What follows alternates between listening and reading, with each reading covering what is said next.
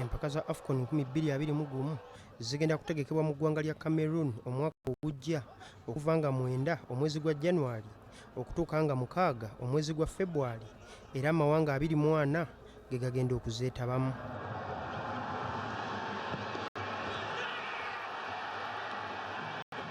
Empaka ez'okusunsulamu abagenda okwetaba mu mpaka zino zikyagenda mu maaso n'okuzannyibwa, era ttiimu y'eggwanga eya Uganda Cranes eri mu kibinja B n'amawanga okuli Burkina Faso, Malawi ne South Sudan.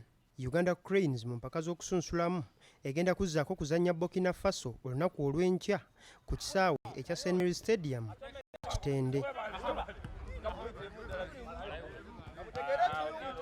Omutendesi wa Uganda Cranes Abdallah Mubirwa agamba abazannyi be bonna bali mu mbeera nnungi nga bawadde obukodyo obumala okuwangula omupiira guno.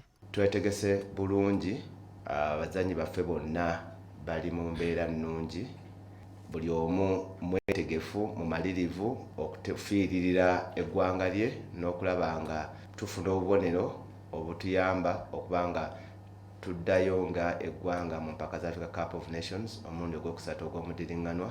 Ate Emmanuel Okwi ono nga muzannyi wa Uganda Cranes agamba ekibatwala mu mupiira gwa Burkina Faso kugufunamu buwanguzi bayitemu okuzannya mu mpaka ez'akamalirizo. Tuli ready okulaba nga tulwanirira eggwanga lyaffe okufuba okulaba nga tufuna points, maximum points mu mupiira gw'enkya, ne kyonna kyonna kinatubeera mu maaso kinaddako after that.